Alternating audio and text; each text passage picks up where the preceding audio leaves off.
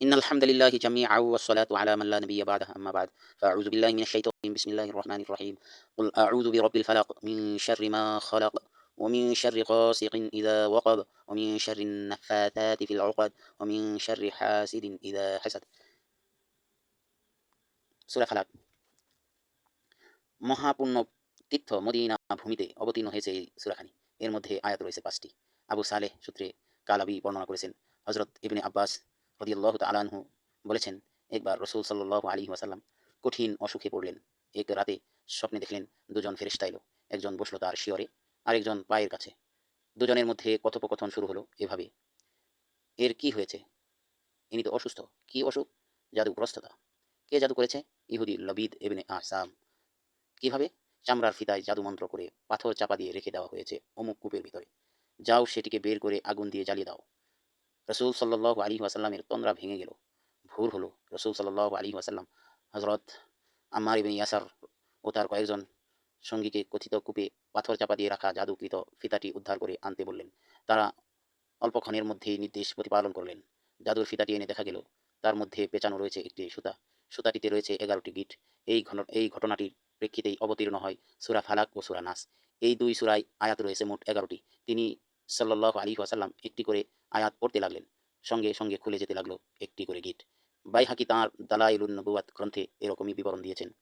আবু নাঈম তার দালাইল গ্রন্থে আবু জাফর রাদিয়াল্লাহু তাআলা আনহু সূত্রে লিখেছেন, হযরত আনাস বলেছেন, একবার ইহুদিরা রাসূল সাল্লাল্লাহু আলাইহি ওয়াসাল্লামের উপর কিছু একটা করলো। তিনি সাল্লাল্লাহু আলাইহি ওয়াসাল্লাম পীড়িত হয়ে পড়লেন। শয্যাশায়ী রসুলের নিকটে অস্থির হয়ে যাতায়াত করতে লাগলেন সাহাবীগণ। এমন সময় একদিন হযরত জিবরাইল আবির্ভূত হলেন সূরা ফালাক ও সূরা নাস নিয়ে। রাসূল সাল্লাল্লাহু আলাইহি ওয়াসাল্লাম সূরা দুটি দিয়ে তাবিজ বানালেন। সঙ্গে সঙ্গে দূর হয়ে গেল তাঁর পীড়া। বাগবী লিখেছেন, মাতা মহোদয়া আয়েশা রাদিয়াল্লাহু তাআলা আনহা এবং হযরত ইবনে আব্বাস রাদিয়াল্লাহু তাআলা আনহু বলেছেন, রাসূল সাল্লাল্লাহু আলাইহি ওয়াসাল্লামের ছিল এক ইহুদি অনুচর। ইহুদিরা তাকে হাত করল, তার মাধ্যমে তারা সংগ্রহ করতে সক্ষম হলো রাসূল সাল্লাল্লাহু আলাইহি ওয়াসাল্লামের মস্তকের কেশ এবং তার চিরুনির কয়েকটি দাঁত। ওগুলোর সাহায্যে তারা রাসূল সাল্লাল্লাহু আলাইহি ওয়াসাল্লামের উপর জাদু করে বসলো। এ অপকর্মের মূল হোতা ছিল লাবিদ ইবনে আসাম। এই ঘটনাটিকে কেন্দ্র করেই অবতীর্ণ হয় সূরা ফালাক ও সূরা নাস। সসূত্রে বাগবী লিখেছেন, জননী আয়েশা সিদ্দিকা রাদিয়াল্লাহু তাআলা আনহা বলেছেন, রাসূল সাল্লাল্লাহু আলাইহি ওয়াসাল্লাম একবার রোগাক্রান্ত হয়ে পড়লেন। রোগের প্রকোপে কখনো কখনো স্মৃতিভ্রম ঘটতে লাগলো তাঁর। তাই কখনো কোনো কাজ না করেও তার মনে হতো করেছেন। তিনি সাল্লাল্লাহু আলাইহি ওয়াসাল্লাম আল্লাহ সকাশে বিশেষভাবে দোয়া প্রার্থনা করলেন। তারপর বললেন, আল্লাহর নিকট থেকে যা জানার দরকার ছিল তা আমি জেনে নিয়েছি। আমি বললাম, হে আল্লাহর রসুল সাল্লাল্লাহু আলাইহি ওয়াসাল্লাম, খুলে বলুন তো বিষয়টা কি? বললেন, আমি স্বপ্নে দেখলাম দুজন লোক এলো। একজন দাঁড়ালো আমার মাথার দিকে, আরেকজন পায়ের দিকে। একজন বলল, ইনি কষ্ট পাচ্ছেন কেন? অন্যজন বলল, ইনি জাদুগ্রস্ত। প্রথম জন বলল, কে জাদু করেছে? দ্বিতীয় জন বলল, ইহুদি লাবিদ ইবনে আযাম। প্রথম জন বলল, কিসের উপর? দ্বিতীয় জন বলল, চিরুনি, চিরুনিতে লেগে থাকা চুল এবং পুরুষ খেজুর বৃক্ষের পুষ্পখণ্ডের উপর। প্রথম জন বলল, ওগুলো কোথায় রাখা হয়েছে? দ্বিতীয় জন বললেন, বনি জোরাইকের কূপ জারওয়ানের মধ্যে। জননী আয়েশা রাদিয়াল্লাহু তাআলা আনহা বললেন, স্বপ্নে দেখার পর রাসূল সাল্লাল্লাহু আলাইহি ওয়াসাল্লাম ওই কূপের পাশে উপস্থিত হলেন। ফিরে এসে বললেন, আল্লাহর শপথ, কূপটির পানি তো মেহেদীর মতো লাল, আর সেখানকার খেজুর গাছগুলো দেখতে ভূতের মতো। আমি বললাম, হে আল্লাহর প্রিয়তম জন, আপনি ওই লোকটিকে প্রকাশ্যে অপরাধী বলে চিহ্নিত করছেন না কেন? তিনি সাল্লাল্লাহু আলাইহি ওয়াসাল্লাম বললেন, আল্লাহ তো আমাকে সুস্থ করে দিয়েছেন। তাছাড়া জনগণের মধ্যে একটা বিশৃঙ্খলার সৃষ্টি হোক তা আমি চাই না।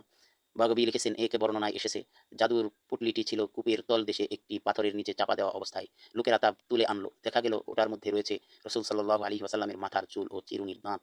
হযরত ইয়াজিদ ইবনে আরকাম থেকে সসূত্রে বাগবী বর্ণনা করেছেন, এক ইহুদি রাসূল সাল্লাল্লাহু আলাইহি ওয়াসাল্লামকে জাদু করেছিল।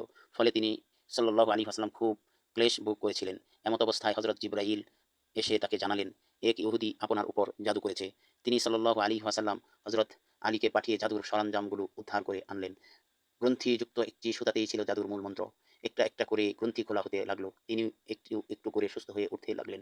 এভাবে সকল গ্রন্থি খোলা হলে তিনি লাভ করলেন পূর্ণ নিরাময়। মনে হলো তিনি যেন বন্ধনমুক্ত হলেন।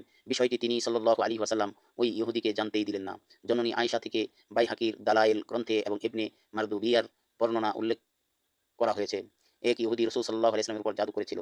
একটি তস্তুতে 11টি গিরা দিয়ে সেই তস্তুটিকে পাথর চাপা দিয়ে রেখেছিল একটি কুয়ার তলায়। ফলে তিনি সাল্লাল্লাহু আলাইহি ওয়াসাল্লাম চিত হয়ে পড়লেন।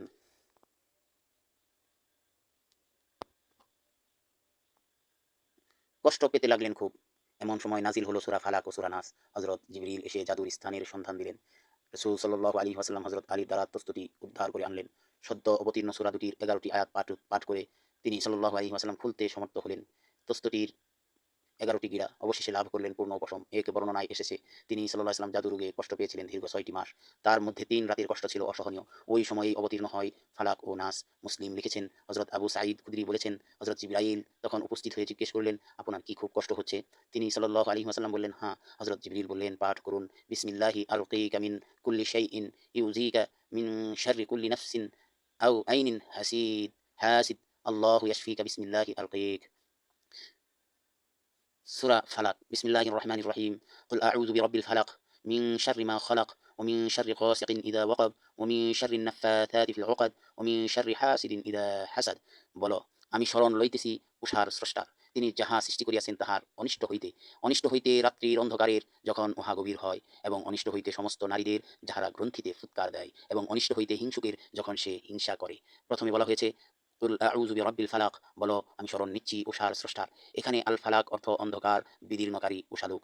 জাবির ইবনে হাসান, সাইদ ইবনে জুবাইর, মুজাহিদ, কাতাদা এরকমই বলেছেন। ফালিকুল ইসবাহ আয়াতেও শব্দটি এই অর্থে ব্যবহৃত হয়েছে। কেউ কেউ বলেছেন ফালাক অর্থ বিদীর্ণ করা, ফেড়ে ফেলা, যেমন অর্থ গ্রহণ করা হয় ফালিকুল হাব্বি ওয়ান নাওয়া আয়াত থেকে। যেমন সবজির বীজ ফেটে অঙ্কুরোদ্গম ঘটে চারার, মেঘ ফেড়ে নামে বৃষ্টি, ভূমি বিদীর্ণ করে প্রবাহিত হয় স্রোতস্বিনী, গর্ভাশয় ফুঁড়ে বের হয় শিশু। জোহাগ বলেছেন এর মর্মার্থ সমগ্র সৃষ্টি। ওয়ালিবির বর্ণনায় এসেছে, হযরত ইবনে আব্বাস বলেছেন ফালাক জাহান্নামের একটি বন্দিশালা। কালাবি বলেছেন দোজখের একটি উপত্যকা। ইবনে জারীরের বর্ণনায় এসেছে, হযরত আবু হুরায়রা বর্ণনা করেছেন, রাসূল সাল্লাল্লাহু আলাইহি ওয়াসাল্লাম বলেছেন নরকের একটি অন্ধকূপের নাম ফালাক। ইবনে জারীর ও বাইহাকী লিখেছেন, আব্দুল জব্বার খাওলাদি বর্ণনা করেছেন, একবার দামেশকে আমাদের কাছে আগমন করলেন রাসূল সাল্লাল্লাহু আলাইহি ওয়াসাল্লামের একজন শ্রদ্ধেয় সাহাবী। তিনি রাদিয়াল্লাহু তাআলা আনহু লোকদেরকে পার্থিব কাজকর্মে অতিরিক্ত মগ্ন হতে দেখে বললেন, এতে এদের কোনো মঙ্গল নেই। এদের সম্মুখে কি ফালাক নেই? জিজ্ঞেস করা হলো, হে মাননীয় রাসূল সহচর, ফালাক কি? বললেন, ফালাক হচ্ছে নরকের একটি কুয়া। ওই কুয়ার মুখ উন্মুক্ত করা হলে তার ভিতর থেকে এমন উত্তপ্ত আগুন বের হবে যে তার ভয়ে নরক নিজেই আর্তনাদ করে উঠবে। ইবনে আবি হাতিম ও ইবনে জারীরের বর্ণনায় এসেছে, হযরত কাব বলেছেন, আল ফালাক জাহান্নামের একটি গৃহ। ওই গৃহের দরজা যখন খোলা হবে তখন তার ভয়াবহ উত্তাপ দেখে জাহান্নামবাসীরা ভয়ে চিৎকার করে উঠবে। যায়েদ ইবনে আলী তাঁর পিতৃস্থানীয় ইমাম হুসাইন ইবনে হযরত আলীর বরাত দিয়ে বলেছেন, আল ফালাক হচ্ছে জাহান্নামের তলদেশের একটি কূপ। এখানে বিশেষভাবে উল্লেখ করা হয়েছে রব্বিল ফালাক, ফালাকের প্রভু পালনকর্তা। এরকম বলা হয়েছে এ কথাটি বোঝাতে যে জাহান্নাম ও ফালাকের যিনি অধিপতি তিনিই কেবল বাঁচাতে পারেন এ দুটোর ভয়ঙ্কর অকল্যাণ থেকে। কাজেই এ দুটোর অনিষ্টতা থেকে রক্ষা পেতে চাইলে শরণ গ্রহণ করতে হবে কেবল তাঁর। পরের আয়াতে বলা হয়েছে মিন শাররি মা খালাক, তিনি যা সৃষ্টি করেছেন তার অনিষ্ট থেকে। এখানে মা খালাক অর্থ যা কিছু তিনি সৃষ্টি করেছেন, অর্থাৎ সমগ্র সৃষ্টি। এভাবে বক্তব্যটি দ্বারাই আমি যাবতীয় সৃষ্টির অমঙ্গল থেকে ফালাকের মালিকের নিকট আশ্রয় ভিক্ষা চাই। উল্লেখ্য, কোন সৃষ্টি অনিষ্টতা মুক্ত নয়। আদম অর্থাৎ অনস্তিত্বের কলঙ্ক রয়েছে প্রতিটি সৃষ্টির মূলে। তবে ওই কলঙ্ক থেকে সৃষ্টি মুক্তি নিতে পারে কেবল আল্লাহ পাকের জ্যোতি সম্পাদের আলোকে আলোকিত হলে। তখন তার অপকর্ষতা রূপান্তরিত হয় উৎকর্ষতায়। যেমন আলোর উদ্ভাস ঘটলে অন্ধকারও হয়ে যায় আলো। যেমন এক আয়াতে বলা হয়েছে, আল্লাহ আল্লাহ তখন তার পাপকে পুণ্যে পরিণত করে দেন। রাসূল সাল্লাল্লাহু আলাইহি ওয়াসাল্লাম বলেছেন, আমার শয়তান মুসলমান হয়ে গিয়েছে, সে আমাকে ইষ্টে ব্যতীত অনিষ্টের পরামর্শ দেয় না। আল্লামা বাইজাবি লিখেছেন, আল্লাহ পাক এখানেও কেবল সৃষ্টি জগতের অনিষ্টতা থেকে আশ্রয় যাচনা করতে বলেছেন, আধ্যাত্মিক জগতের উল্লেখ করেননি, কেননা সেখানে কোনো অনিষ্টতাই নেই। সেখানে তো কেবল কল্যাণ আর কল্যাণ, কল্যাণ আর কল্যাণ। সৃষ্টি জগতের অনিষ্টতা কখনো হয় ইচ্ছাকৃত, যেমন জুলুম, অথবা স্বভাবগত, যেমন আগুনের দাহিকা শক্তি, বিষের সংহারক ক্ষমতা। এরপরের আয়াতে বলা হয়েছে, ওয়ামিন শাররি গাসিকিন ইযা ওয়াকাব, অনিষ্ট হতে রাত্রির অন্ধকারের যখন তা গভীর হয়। গাসাকের আবিধানিক অর্থ পরিপূর্ণ হয়ে যাওয়া, ভরপুর হওয়া। যেমন এক আয়াতে বলা হয়েছে, ইলা গাসাকিল লাইল, রাতের রাত্রের আধার পরিপূর্ণ হওয়া পর্যন্ত। এভাবে গাসাকাল আইন অর্থ অশ্রু ভরা আঁখি, গাসাকাল কামার অর্থ পূর্ণ চন্দ্রালোক। কামুস অভিধানে লেখা রয়েছে, গাসিক অর্থ চাঁদ এবং রাত যখন অপসৃত হয় রক্তিম গোধূলি। গাসাকুন এবং আগসাকন অর্থ অন্ধকার হয়ে যাওয়া। কোনো কোনো বিদ্বান বলেছেন গাসাক অর্থ প্রবাহিত হওয়া। এভাবে গাসাকাল লাইল অর্থ রাতের আধার ও কুয়াশায় ঘেরা। গাসাকাল আইন অর্থ অশ্রু প্রবাহ। গসাকাল কামার অর্থ চাঁদের দ্রুত অস্তগমন। কেউ কেউ বলেছেন গসাক অর্থ শীতলতা, যেমন শীতের রাত দিবস অপেক্ষা শীতল, চাঁদ সূর্য অপেক্ষা কোমল। রাত ও চাঁদকে গসাক বলা হয় এই জন্যই। এরই ভিত্তিতে চাঁদকে বলে জামহারির, অত্যন্ত শীতল। এখানে গসাক অর্থ হবে চাঁদ, কেননা কেননা মাতা মহোদয়া আয়েশার বর্ণনায় এসেছে, এক রাতে রাসূল সাল্লাল্লাহু আলাইহি ওয়াসাল্লাম আমার হাত ধরলেন এবং চাঁদের দিকে দৃষ্টিপাত করে বললেন, আয়েশা, আল্লাহর নিকট ওই গসিপের অনিষ্টতা থেকে আশ্রয় প্রার্থনা করো যখন তা অস্তগামী হয়। সসূত্রে বাগবী।